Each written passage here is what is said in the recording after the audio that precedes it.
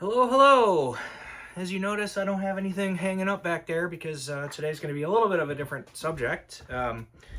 I feel compelled to talk about my experiences last week at the New England School of Metalworking up in Auburn, Maine.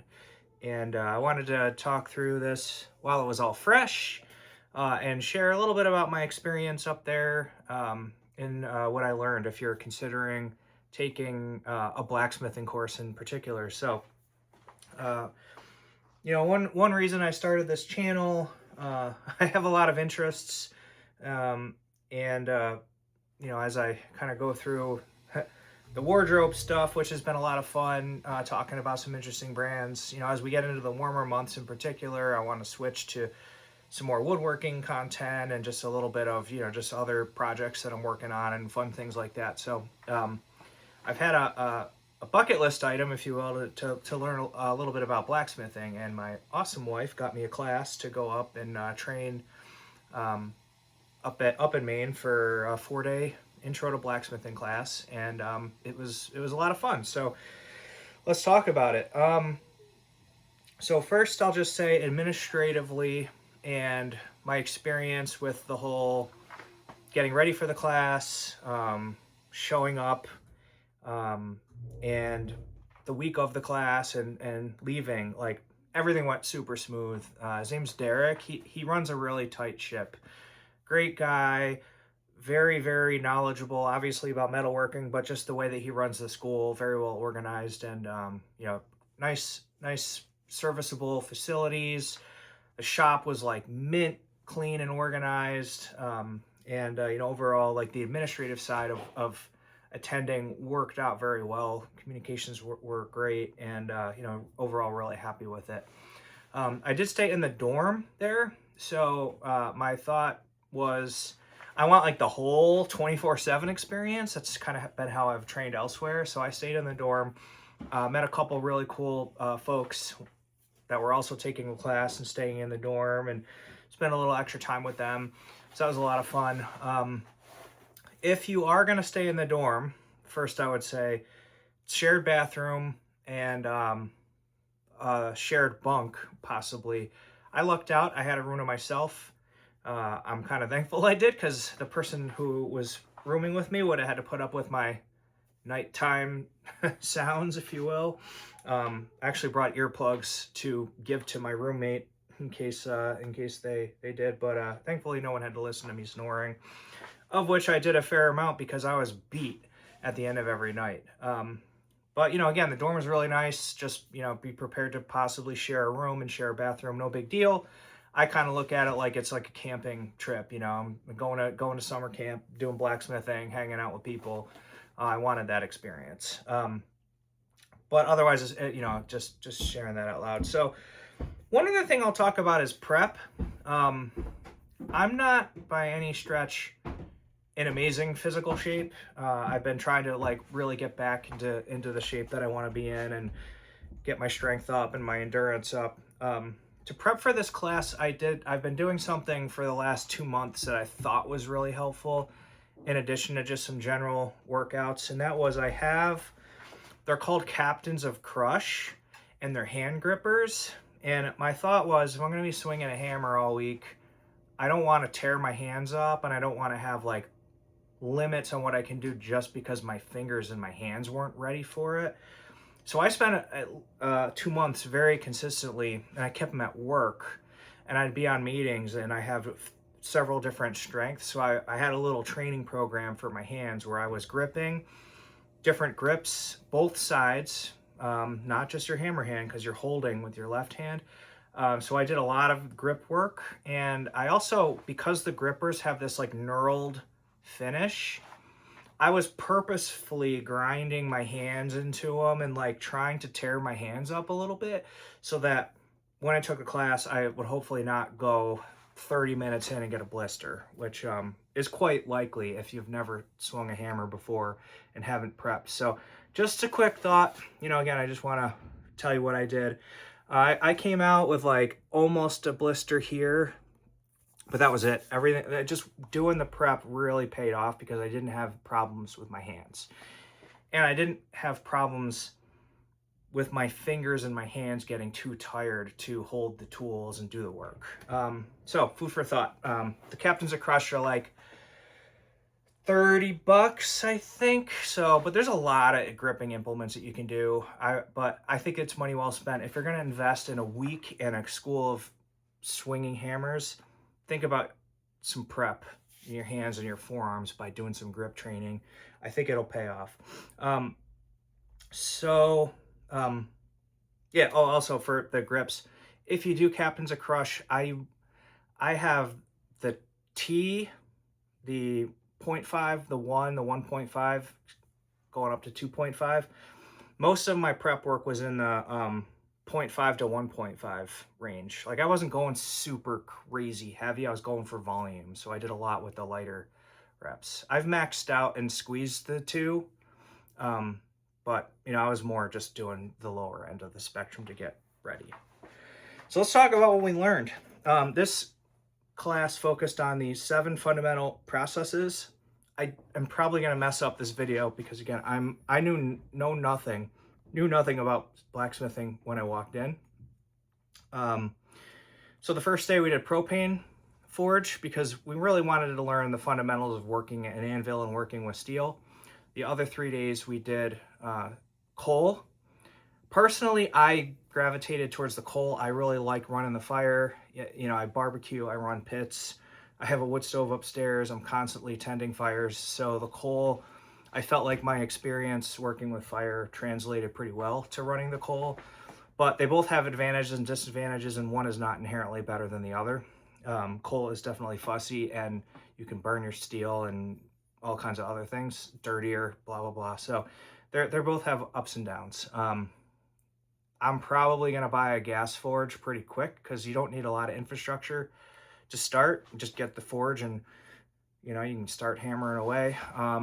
Coal forge, you need a source of coal. B, you need space to hold it. You need ventilation and blowers and all that stuff. So, you know, coal is definitely a little more involved, but I liked it a lot. If I pursue this seriously, I'm going to figure that out.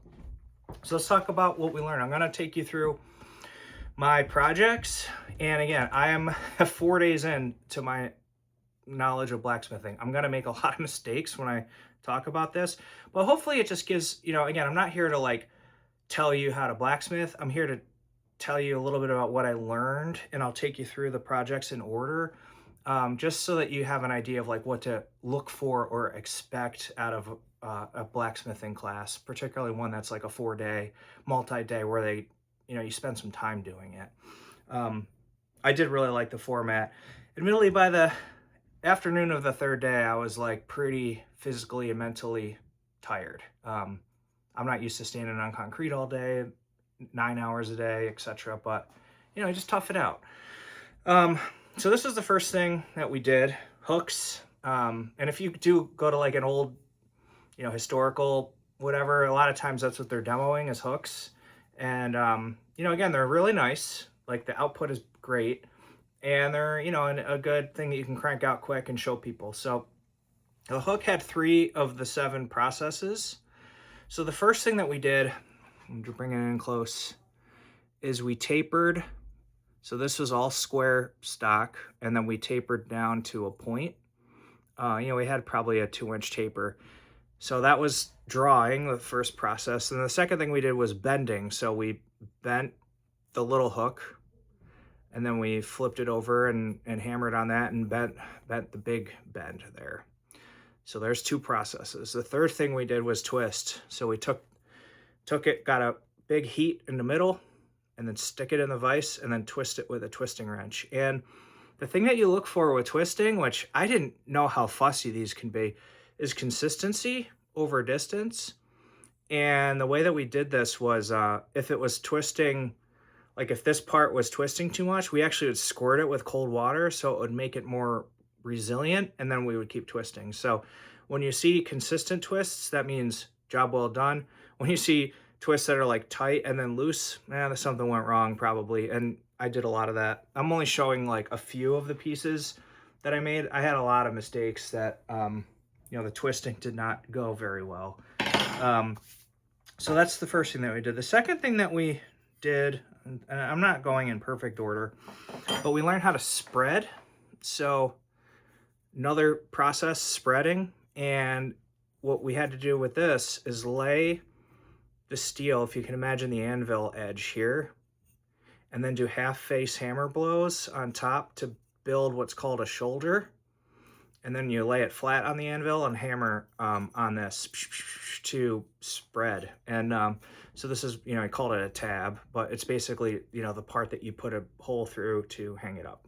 So I made a couple of these types of hooks. And the next spreading operation was a little bit more advanced. So this one, we made a handle. And we had the same spreading at the ends. We drew a long taper because this was square stock, or bar stock. So we drew that out to a longer taper. And then we did these compound bends. So it's 2 bends going in opposite directions in the vise. So we learned all these operations. And then I ended up making 3 of these handles. And the goal is to try to make them the same. So, because a lot of blacksmithing I learned is repetitive, doing things in a repetitive way that, you can make a bunch of these for someone and they put them in their kitchen and it looks like they match. So you got to think about that. So yeah, making the handles was cool. We made a bottle opener. So, I don't open a lot of bottles, but it's all about the learning. And when we think about this one, now we've got a taper, we've got bends, we've got spreading, this spread the steel out. We've got another bend. We've got texturing that we learned how to do. I hit this with a ball peen hammer a bunch of times. And we started some tooling. So actually this is made with a punch and punched out to get your little open tab. So this was kind of, again, building upon all those skills. You can see, I didn't really think the shape through very well here, but I'll just say it's ergonomic or something, whoever I give it to. So we continued with just refinement, and this leaf shape, again, it's another way to make a tab, but this one requires what's called a pre-forge to move the metal in a way that you've got this extra mass at the end to make a nice leaf. So we started playing with leaves, and we just made a bunch more hooks with leaf shapes on the ends and all the rest. But again, you can see it started off as bar stock, taper here, bend here, twist here. And that's a little bit of see the twist is tight and loose. I should have either sprayed some water on it to stop this from twisting tighter while this part catches up, or I should have put another heat on and twisted this up better. So, again, learning. We went into a really, I'll call it project number 1, and I barbecue. So I'm really excited about this. This is you might know it as a Texas nose picker. It's a meat flipper. You stick it in your steak and flip it. So this one was really cool because it started off, I think it started off, I can't remember if it started off as square or round stock. I think it started off as square stock. The only part of it that is unchanged is right here. That's the only original dimension. So all of this is a long taper. And if we go back from the day 1 tapers where I could barely put a point on something, and this took 20 heats, to make my first point, to drawing out something that this long without breaking it off, keeping it even, all that stuff. It just shows the progression. And I think this was the end of the second day that we did these. So the learning happened really quickly because of the way that Derek had the projects laid out and the way that we walked through it. And then we hammered it out to flat stock, tapered the other end, did a beautiful little handle / hanger, put a nice twist in it. So this was all just a piece of, I think it was 10 to 12 inches long, and it became this from all of the operations we did to it. So really, really cool. Really cool stuff. The next thing we worked on was, I'll call it a more nuanced leaf. So we went back to do more spreading and take that, this kind of basic leaf shape. We made them bigger, spread them out a little bit more, and we added a 3-dimensional kind of divot to it, so it just looks more organic. So we've got a taper here, a spread here, a bend here, another bend here, and then we use tooling to create this ridge, and then, you know, a little bit of texturing with the peen side of the hammer. So really cool project, and, you know, this could be like a little necklace or something. I still struggle because I didn't quite get my mass. I didn't ever get like a bigger flare at the end, and I think a lot of that's due to my pre-forges weren't shaped the right way, so I'll have to keep working on that. And then, you know, combining a leaf with a hook kind of thing, more tooling, and then we learned the process of upsetting. So upsetting is when you take a piece of metal and make it shorter and wider. So it all started off as this 1/4 inch or 3/8 inch square stock. We upset the end down, forged it into a ball, then we tapered behind it and made another hook. So this has even more processes baked in, and upsetting's pretty tricky because if you do it wrong and you get your heat wrong, it just goes and flips off to the side. So you got to get your heat concentrated in a small part of the bar and then hit it very squarely. And you can use a vise to hold it to get it where you want to go. I mean, it's pretty tricky, but you get this nice kind of ball at the end to make your hooks not tear up your clothing. So we did that. Then we got into splitting, which I don't know if that's one of the 7 fundamental operations, but we tooled and cut through, you know, a big part of the piece, and then, you know, just did more bending and that kind of thing. This one also has a little bit of a brass finish on it, so we learned some finishing techniques. It's hard to see with the lighting here. All the stuff I showed you, like, I didn't have time to do finishing work. I'm gonna wire brush them and wax them and all that stuff when I can, but I just didn't have the time. I wanted to spend more time at the forge making things than wire brushing because I knew I could do all that at home. And then the last process that we learned was, second to last.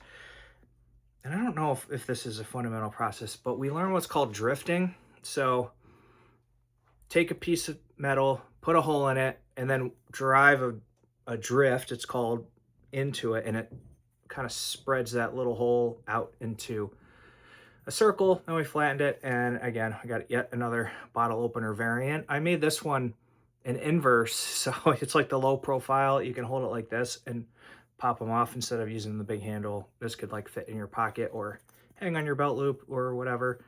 Again, I'm just messing around. I don't open a lot of bottles, so someone will enjoy this, I'm sure. So we got that, and then we got into the penultimate operation, forge welding. So this was a bar, you know, a piece of square stock. We made this cotter pin shape, pinched it together, and welded, which you can barely see the weld line, these together. So that's where we fluxed it and had to heat it very, very hot without burning it and make a weld. So the first weld we did was this one because this is a good learning weld. It's long, it's got a lot of surface area. Did that. Then I made this into like a little paint can opener. So you know, I can use that in the future. So that one was fun. And then this one is I believe, scarf weld. So pretty dirty. So bend it around, and then you make a taper and a scarf, and then that becomes the part that gets welded. So that technique is used a lot for different tools because it lets you weld one piece of steel and hold it and deal with all the heat all together while it's held, and then, you know, you can cut it and do things with it, which I'll show in a minute. And then this is like a screwdriver type thing, but you know, again, this is more of a learning exercise. I actually wanted to see how much twisting I could do, and this looks more like a candy cane, but so you can see I over twisted here, under twisted here. I was cooling and squirting water, and sometimes it looks good until you're like on YouTube and like realizing like, oh yeah, it's kind of a mess. But again, it's all just part of the learning process. And thankfully, steel is not that dear that you can't make a few mistakes. The next welding operation was a double scarf weld. So these all started off as just round pieces of 3/8 inch round, I think, and 8 inches long or something, bent to a U, double scarfed, and then it's impossible to see, but there's a weld in here, forge welded, and then we made 2 links, and then we put our 3rd link in the middle. And the hard thing with the chain, so we're building all this welding knowledge, we're also managing a very hot fire. We are holding smaller pieces with all this extra stuff on there when you're welding. So like, again, it's not just hammering, it's dealing with what you're holding, dealing with the fire, you're fluxing, you've got all these things going on, all these operations, and they did a great job kind of helping break that down. And then my last piece was like open work session. So I did another forge welded fireplace poker, and this one was interesting because I did the same thing. I did a round loop and a scarf weld, and Derek told me, thankfully he did, he was like, keep your original piece of steel as the hook, and then the welded on part as the straight part, because if I had done this the other way and peeled this back, it would have put a lot of stress on the weld because the weakest part is right here, and it probably would have long-term had a failure. So I ran that straight, bent this over, and then this is, you know, just a poker with kind of a scrolly handle on the end to hold it. And then I want to test this in my pit, and I have a chopper that I just didn't have time to put on. So this is either going to get welded on or riveted on, or, you know, we'll see what works, and that will help chop up the logs in the back. So this will be like a multi-purpose tool in my barbecue pit. And yeah, so there's some projects. Overall, again, I can't speak highly enough of the school. If you're looking for blacksmithing experiences, the team up at New England School of Metalworking, they're absolutely phenomenal group of people.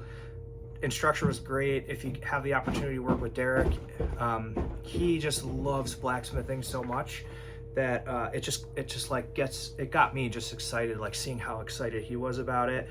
And he's told me he's been smithing for 40 years, but you could look at him and think he's been smithing for like a day, because that's how just excited he is. And it's what I love about training and learning new things. When you meet people who are really passionate about something, like, it's just such a joy to spend time with them, and a gift for someone to give you their knowledge. And Derek absolutely like checks all the boxes there. So if you are looking for some great learning, some fun, great experience, check out New England School of Metalworking. I can't recommend it highly enough. All my classmates were great too. Like, it was just a great overall experience. Yeah, so if you have any questions, comments, I'm sure, you know, I don't know if this is gonna make the rounds as far as like people seeing it, but love any ideas you have about where to take blacksmithing next. And I'm gonna be on the hunt for some equipment in the near future, so I can add this to my vocabulary of craftsmanship type projects that I'm doing in my life. So thanks for sticking around, and I hope you have a great day. Bye.